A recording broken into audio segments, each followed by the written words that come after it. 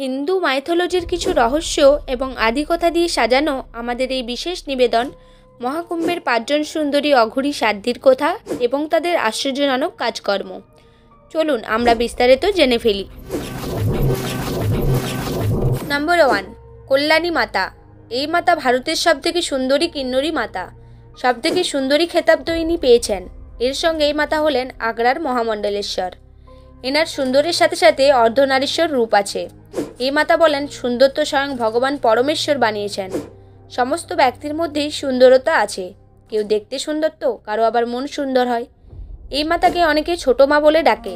বাড়ির লোকেরা এনাকে ঘর থেকে বের করে দিয়েছিল। এই মাতার জীবন সংঘর্ষে ভরা। এনার জন্ম দিল্লিতে হয়েছিল। ইনি অনেক সামাজিক কাজকর্ম করেন এবং বাচ্চাদের অনেক ভালোবাসেন। প্রয়াগরাজ মহাকুম্ভে কিন্নর আগ্রার অনেক চর্চা চলেছে। অনেক সুন্দর সুন্দর কিন্নর এই আগ্রায় উপস্থিত আছেন। কিন্নরদের তো বিবাহ হয় না, তাহলে কিসের জন্য এই কল্যাণী মাতা নিজের স্মৃতি সিঁদুরে রাঙিয়ে রাখেন? কল্যাণী মা বলেন, আমরা আমাদের গুরুর জন্য সংহার করি, গুরুর জন্যই মাথায় সিঁদুর পরি। যখন আমরা গুরুর শরণে আসি তখন গুরুই আমাদের জন্য সব কিছু হয়। এই জন্য আমরা সমস্ত কিন্নরেরা গুরুর নামে স্মৃতিতে সিঁদুর পরি। কল্যাণী মাতা যেমন সুন্দর তেমন বাহাদুর। ইনি পরাক্রম নিয়েও চর্চা করেন। ইনি শক্তি প্রদর্শন করে থাকেন এবং এটাই সমস্ত ব্যক্তির মধ্যে প্রদর্শন করায় যে ব্যক্তির মধ্যে যেন সমস্ত গুণ থাকে। ইনি বলেন সব ব্যক্তিই এক। কে কতটা সুন্দর এটার থেকে বেশি জরুরি কার কতটা আত্মবিশ্বাস আছে। নাম্বার 2, ধনেশ্বরী মাতা। এই মাতা বিদেশ থেকে বৃন্দাবনে এসে অনেক বড় কৃষ্ণ ভক্ত হয়েছেন। এই মাতা মথুরা বৃন্দাবনে নাচতে থাকে এবং দিনরাত ভগবান কৃষ্ণের নাম জপ করতে থাকে। এই মাতা গোমাতাদের অনেক ভালোবাসেন। এই মাতা মথুরা বৃন্দাবনে যেখানে বানর দেখতে পায় সেখানে তাদের কলা খাওয়ায়। ইনি রাশিয়া থেকে ভারতে আসেন সমস্ত মায়া ত্যাগ করে সম্পূর্ণভাবে মহাদেবের চরণে লীন থাকার জন্য। নাম্বার 3, হেমলতা বৈরাগী।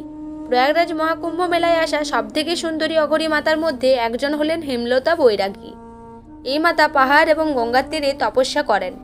মহাদেবের অনেক বড় ভক্ত এই মাতা। এই মাতার চুল অনেক লম্বা। এই মাতার জটা 8 ফুট লম্বা। এই মাতা গোমাতাকে সেবা করে থাকেন এবং নিজের আশ্রমে সাধারণ মানুষদের খেয়াল রাখতেন এবং নিজে রান্না করে খাওয়াতেন। এই মাতার ভক্তরা এনাকে অনেক দামি দামি গাড়ি উপহার দিতেন। এই অঘরী মাতা মাত্র 15 বছর বয়সে নিজের ঘর বাড়ি ছেড়ে অঘরী রূপ ধারণ করেন এবং তখন থেকে এই মাতা তার চুল কাটেনি। এই মাতা দেখতেও অনেক সুন্দরী। নাম্বার 4, চঞ্চলনাথ অঘরী। যোগী বাবা চঞ্চলনাথের জন্ম হয়েছিল বাংলায়। চঞ্চলনাথের পিতামাতা পরিবারের কুলগুরুকে অনেক মান্য করতেন এবং ওনার পূজাপাঠ এবং ভক্তি করতেন। যখন চঞ্চলনাথের বয়স 7 বছর তখন ওই চঞ্চলনাথকে কুলগুরু তার পিতামাতার থেকে চেয়ে নেন। পরিবারের লোকজন ধার্মিক ছিল, তাই কোনো বাধা দেননি। 7 বছর বয়স থেকেই চঞ্চলনাথ গুরুর সাথে আশ্রমেই থাকতে শুরু করেন। আশ্রমে থেকেই ইনি পুরো শিক্ষা অর্জন করেছিলেন। সেখানে সকাল সন্ধ্যা পূজা পাঠ হয়। এই জন্য চঞ্চলনাথের ভক্তি দিন দিন বাড়তে থাকে। ধীরে ধীরে এনার বয়স বাড়তে থাকে। যোগী বাবা চঞ্চলনাথ 15-16 বছর ধরে বাংলাতে থেকে সেখানে তিনি শিক্ষা দীক্ষা এবং মাতারানী সাধনা প্রাপ্ত করেছিলেন। উনি সনাতন ধর্মের প্রচার করার জন্য ভক্তি এবং বিভিন্ন স্থানে ভ্রমণ করেছিলেন। বিভিন্ন শহরে যাত্রা করেছেন। একবার হরিয়ানায় পৌঁছান। এখানে আসার পর মা কালীর মন্দির স্থাপন করেন, যেটা হরিয়ানার কর্নাল জেলার রায়পুর জাট্টান গ্রামে অবস্থিত। যোগী বাবা চঞ্চলনাথ মা কালীর পরম ভক্ত ছিলেন। এই মন্দিরে এলে যোগী বাবা চঞ্চলনাথ সব সমস্যার সমাধান করে থাকেন। চঞ্চলনাথজির সাথে শুধুমাত্র শনিবার দেখা করা সম্ভব হয়। যোগী বাবা চঞ্চলনাথের উপর মা কালীর আশীর্বাদ আছে। মা কালী এই মন্দিরে স্বয়ং বিরাজমান থাকেন এবং ভক্তদের হাজার হাজার কামনা পূরণ করেন। বাবা চঞ্চলনাথ মা কালীর পরম ভক্ত এবং কালী মন্দিরের পূজারী। এই বাবা এক প্রভাবশালী মহিলা, যিনি লক্ষ লক্ষ মানুষের কাছে এক প্রেরণা। যোগী বাবা চঞ্চলনাথের জটা প্রায় 7 ফুট লম্বা। ইনি 20 বছর ধরে তার চুল কাটেনি এবং মাসে একবার পূর্ণিমা এবং অমাবস্যাতে শ্মশানের ভস্য দিয়ে এই জটা ধয়। এই মাতা নিজের ভক্তদের অনেক ভালোবাসে এবং গরু কুকুর এইসব পশুদের উপর এই মাতার প্রেম আছে। এই মাতার এমন কিছু চমৎকারী ক্ষমতা আছে যার সাহায্যে এই মাতা হাওয়াতে লেবু ভাসাতে পারেন এবং মাছির সারা হাতের সাহায্যে হবনকুণ্ডে আগুন জ্বালাতে পারেন। ইনি কঠোর তপস্যা করে অগ্নিদেবকে প্রসন্ন করেছিলেন, এই জন্য এই শক্তি প্রাপ্ত করেছেন। এই মাতা বাচ্চাদের অনেক ভালোবাসেন। এই মাতার ভক্তরা এনাকে গাড়ি উপহার দেন এবং ভক্তরা দিনরাতে এই মাতার পা টিপতে থাকেন।